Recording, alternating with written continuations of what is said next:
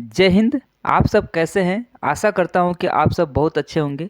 आज की वीडियो में हम डिस्कस करेंगे CCS university BEd second year की 40 महत्वपूर्ण क्वेश्चन।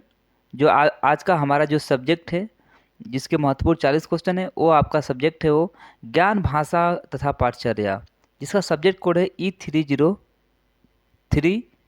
चलिए इसके 40 महत्वपूर्ण क्वेश्चन देखते हैं, जो एग्जाम के दृष्टिकोण से बहुत ही महत्वपूर्ण है। आप लोग वीडियो लास्ट तक देखिएगा। इस वीडियो का आपका बेनिफिट डायरेक्ट आपको पेपर हॉल में देखने को मिलेगा। चलिए आज के महत्वपूर्ण क्वेश्चन का शुरुआत करते हैं। तो पहला क्वेश्चन है, दर्शन शास्त्र की एक परिभाषा लिखिए। तो दर्शन शास्त्र की परिभाषा जो है, ये व्हाइट मैन के अनुसार दर्शन शास्त्र अनुभव के विषयों में निष्कर्षों का समूह होकर मूल रूप से अनुभव के प्रति एक दृष्टिकोण या पद्धति है। ठीक है। अगला प्रश्न है प्रश्न नंबर 2, दार्शनिक सिद्धांतों को मूर्त रूप से किसके माध्यम से दिया जाता है? तो इसका सही आंसर हो जाएगा आपका कि दार्शनिक सिद्धांतों को मूर्त रूप शिक्षा की प्रक्रिया के माध्यम से दिया जाता है।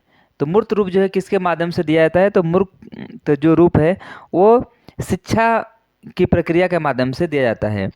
अगला प्रश्न है प्रश्न नंबर 3, शिक्षा और दर्शन का क्या संबंध है? तो इसका उत्तर है, शिक्षा और दर्शन एक सिक्के के दो पहलू हैं। शिक्षा दर्शन का गत्यात्मक पक्ष है तथा दर्शन जो है विचारात्मक पक्ष है।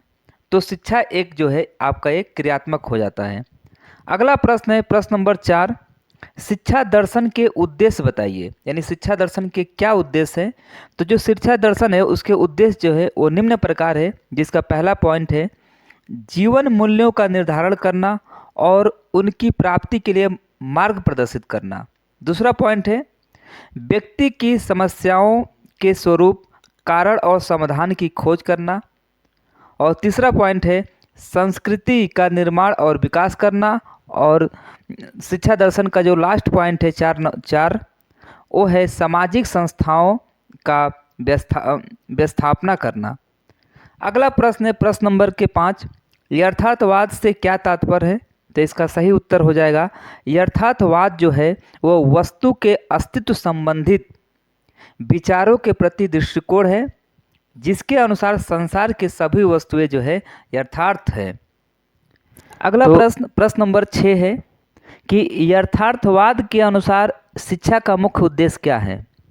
तो इसका सही उत्तर हो जाएगा कि यथार्थवाद के अनुसार शिक्षा का मुख्य उद्देश्य बालक को ज्ञानेंद्रियों का विकास करना तथा ज्ञानेंद्रियों को प्रशिक्षण देना होता है। अगला प्रश्न नंबर 7 है, जो अरस्तु नाम का विद्वान था वो किसका शिष्य था? अरस्तु किसका शिष्य था? तो इसका सही उत्तर हो जाएगा कि अरस्तु जो था वो प्लेटो का शिष्य था। अगला प्रश्न नंबर 8, प्राकृतिकवाद के कारण किन किन शिक्षण पद्धतियों का जन्म हुआ?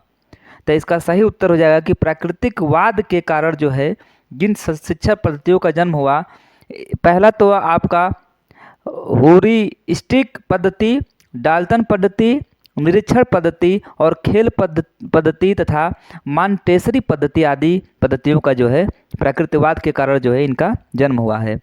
अगला प्रश्न नंबर 9 है, रविंद्रनाथ टैगोर ने शांति निकेतन नामक संस्था की स्थापना कब की थी? तो जो रविंद्रनाथ टैगोर थे वो शांति निकेतन नामक संस्था की स्थापना जो है 1901 में कोलकाता में किया था। अगला प्रश्न नंबर 10 है, आदर्शवाद के अनुसार जीवन का लक्ष्य क्या है? तो इसका सही उत्तर हो जाएगा कि आदर्शवाद के लिए जीवन का जो लक्ष्य है वो आदर्श प्रकृति की अपेक्षा मानव तथा उसके व्यक्तित्व के विकास तथा आध्यात्मिक मूल्यों को जीवन का लक्ष्य स्वीकार करता है। अगला प्रश्न नंबर 11 है कि आदर्शवाद की एक परिभाषा लिखिए। तो आदर्शवाद की एक परिभाषा GM दत्ता के अनुसार आदर्शवाद वह सिद्धांत है जो अंतिम सत्ता आध्यात्मिक माना जाता है। अगला प्रश्न नंबर 12 है, सुकरात ने किस पद्धति का आविष्कार किया? मैंने सुकरात जो थे वो किस पद्धति का आविष्कार किया? तो इसका सही उत्तर हो जाएगा कि जो सुकरात जी जो थे वह द्वंद्वात्मक पद्धति का जो है उन्होंने आविष्कार किया था। अगला प्रश्न, प्रश्न नंबर 13 है, सुकरात दार्शनिक विश्लेषण का कार्य किस प्रकार करता था? तो जो सुकरात थे वो दार्शनिक विश्लेषण का जो कार्य है वो वाद और विवाद द्वारा करते थे। किसके द्वारा करते थे? तो वाद और विवाद के द्वारा करते थे। अगला प्रश्न है प्रश्न नंबर 14, अद्वैत दर्शन विशेषता किसकी देन है? मतलब अद्वैत दर्शन जो है की विशेषता जो है एक कौन विद्वान ने दिया था? तो इसका सही उत्तर हो जाएगा कि अद्वैत दर्शन का जो विशेषता था वो शंकराचार्य जी ने दिया था। किसने दिया था? तो शंकराचार्य जी ने दिया था। अगला प्रश्न है प्रश्न नंबर के 15, प्रयोजनवाद के मुख्य प्रवर्तकों के नाम बताइए कि जिन्होंने अपनी इस योजना में अपनी भूमिका निभाया था। तो प्रयोजनवाद के जो मुख्य प्रवर्तक जो थे वो पहले थे C.B. पियर्स तथा विलियम जेम्स और सिलर और जॉन डेवी। ये जो थे ये जो प्रयोजनवाद के जो प्रवर्तक के जो है ये प्रमुख लोग थे। अगला प्रश्न है प्रश्न नंबर 16, प्रयोजनवाद बालक के किन सामाजिक गुणों का पक्षधर है? तो इसका सही उत्तर हो जाएगा कि प्रयोजनवाद जो है बालक की समानता, सहयोग और सामंजस्य आदि का जो है ये गुणों का पक्षधर है। प्रश्न नंबर 17 है, मानवतावाद से क्या तात्पर्य है? तो इसका सही उत्तर हो जाएगा मानवतावाद से तात्पर्य उस दर्शन से है जिसमें मानव को केंद्रीय स्थान मिला होता है। ठीक है।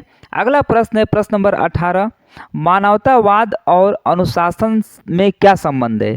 तो इसका सही उत्तर हो जाएगा कि मानववादी दर्शन और अनुशासन में विश्वास रखता है।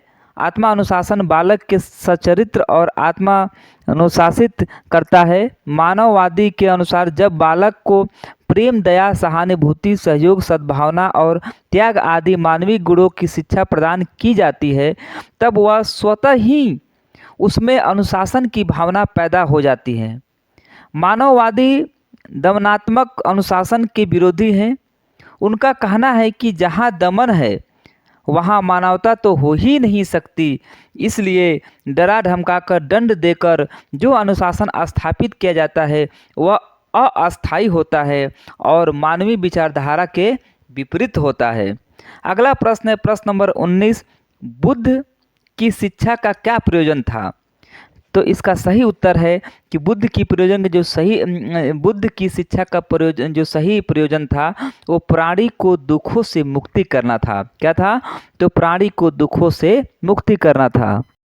आगे का प्रश्न देखते हैं प्रश्न नंबर 20 कि दर्शन के मुख्य दो पक्ष बताइए। तो इसका सही उत्तर हो जाएगा कि दर्शन के जो दो मुख्य पक्ष हैं वो पहला तो आध्यात्मिक है और दूसरा जो है वो सामाजिक है। अगला प्रश्न है प्रश्न नंबर 21, प्रयोजनवाद के शिक्षा में दो योगदान बताइए। तो इसका सही उत्तर हो जाएगा कि प्रयोजनवाद शिक्षा में दो योगदान जो है पहला है शिक्षा को सामाजिक आधार प्रदान किया और दूसरा है इसका क्रिया प्रधान और एकीकृत पाठ्यचर्या का निर्माण प्रारंभ हुआ। अगला प्रश्न नंबर 22 है, मानववाद का अर्थ बताइए। तो मानववाद का जो अर्थ होता है वह दर्शन जिसमें मानव को केंद्रीय स्थान मिलता है उसे मानववाद कहते हैं। अगला प्रश्न नंबर 23, प्रयोगवाद का अर्थ बताइए। तो प्रयोगवाद वह दर्शन है जिसमें मानव को केंद्रीय स्थान मिलता है, वह दर्शन जिसमें प्रयोग द्वारा सत्यापित तथ्य को ही स्वीकार किया जाता है उसे प्रयोगवाद कहते हैं। जो प्रश्न नंबर 23 है कि प्रयोगवाद का अर्थ बताइए, तो वह दर्शन जिसमें प्रयोग द्वारा सत्यापित तथ्य को ही स्वीकार किया जाता है कि क्या सही है उसी को हम प्रयोगवाद कहते हैं।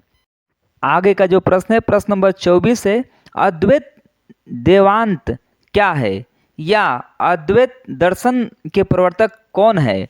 तो इसका सही उत्तर जाएगा कि वेद, ब्राह्मण, आरण्य और उपनिषदों के गुण एवं विस्तृत दार्शनिक चिंतन और अंतिम सार में वेदांत दर्शन है। आज जब भी हम वेदांत दर्शन की बात करते हैं तो हमारा तात्पर्य मुख्य रूप से शंकराचार्य के अद्वैत वेदांत से ही होता है। वेदांत वेदांत की वह दार्शनिक शाखा जिसमें केवल ब्रह्मा को सत्य और जगत की मिथ्या कहा गया है, वो अद्वैत वेदांत कहलाता है। अगला प्रश्न है प्रश्न नंबर 25, टैगोर के पाठ्यक्रम संबंधी विचार बताइए। तो जो टैगोर के पाठ्यक्रम संबंधी विचार था वो था क्रिया प्रधान पाठ्यक्रम हो, जो क्रिया से प्रधान पाठ्यक्रम हो, जिससे बालक व्यवहारिक जीवन में प्रयोग करके पूर्ण रूप से विकसित हो सके। अगला प्रश्न नंबर 26 है, ज्ञान का कोई एक स्रोत लिखिए। तो जो इसका बहुत सुंदर उत्तर हो जाएगा कि ज्ञान का जो सबसे अच्छा जो स्रोत होता है वो इंद्रिय अनुभव होता है। क्या होता है? इंद्रिय अनुभव होता है।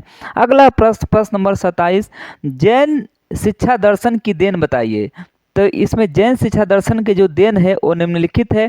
पहला है सत्य, अहिंसा और मूल्यों का प्रसार, और दूसरा है सर्वधर्म समभाव हेतु साध्यवाद की देन, और तीसरा है आत्मा अनुशासन की स्थापना करना। अगला प्रश्न नंबर 28, मानवीय मूल्यों का क्या अभिप्राय है? मानवीय जो है मूल्यों का क्या अभिप्राय है?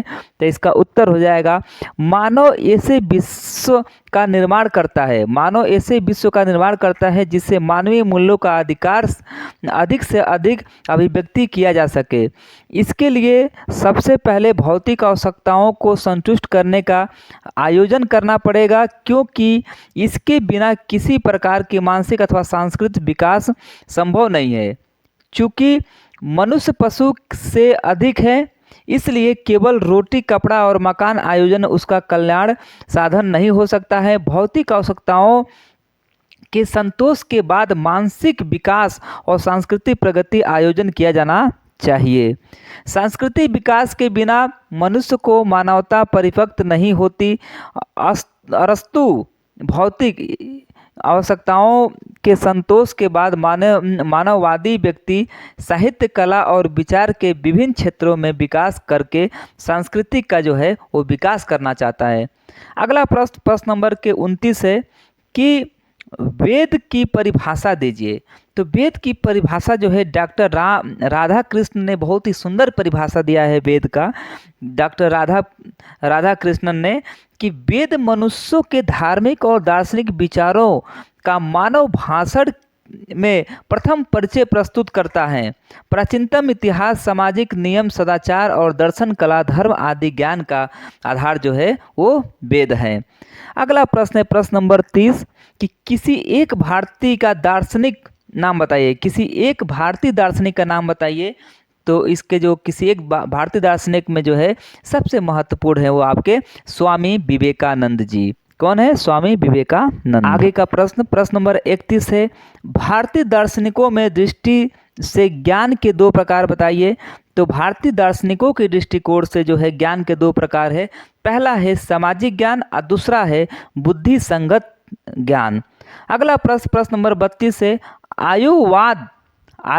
आयोवा मौन वाचन परीक्षण कितने कारक समाहित है? तो आयोवाद मौन वाचक परीक्षण के जो है 2 कारक समाहित है।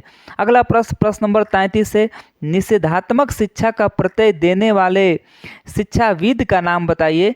तो जो प्रयोगवाद पाठ्यक्रम के विश्वास दर्शन के जो शिक्षावादी जो थे वो थे रूसो। कौन थे? प्रश्न नंबर 33 के जो सही आंसर उत्तर हो जाएगा वो है रूसो नाम का विद्वान थे।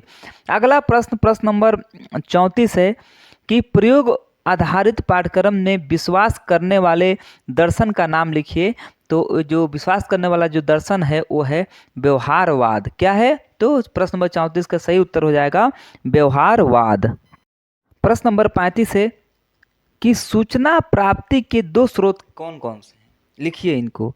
तो इसका सही उत्तर हो जाएगा कि सूचना प्राप्त के जो प्राथमिक स्रोत जो हैं, प्राप्ति के जो स्रोत हैं वो एक पहला है प्राथमिक स्रोत और दूसरा है द्वितीयक स्रोत। अगला प्रश्न है प्रश्न नंबर 36 कि सुव्यक्त ज्ञान से आप क्या समझते हैं? तो इसका सही उत्तर हो जाएगा कि जो सुव्यक्त ज्ञान जो होता है वो गर्भित ज्ञान एवं अस्पष्ट ज्ञान पूरी तरह से एक दूसरे से अलग अलग नहीं है, बल्कि एक दूसरे के पृथक हैं। दोनों ही प्रकार के ज्ञान आपस में एक दूसरे से क्या हुए हैं, ये जुड़े रहते हैं एवं वे दोनों ही प्रकार के ज्ञान मनुष्य के विभिन्न रचनात्मक गतिविधियों में आपस में एक दूसरे को जो है सूचनाओं का आदान प्रदान करते हैं। यही जो होता है सुव्यक्त ज्ञान जो के अंतर्गत जो है ये कार्यक्रम होता है। वीडियो लास्ट तक देखने के लिए आप सभी साथियों का बहुत बहुत धन्यवाद। अगर आप चैनल पर नए हैं तो चैनल को सब्सक्राइब करें और वीडियो को ज़्यादा से ज़्यादा बच्चों के बीच में शेयर करें, जिससे और भी बच्चे हमसे जुड़ पाए और इस वीडियो का जो है परीक्षा में इसका लाभ ले सके। मिलते हैं नेक्स्ट वीडियो में, तब तक के लिए सभी साथियों को जय हिंद, जय भारत, अपना ख्याल रखिएगा।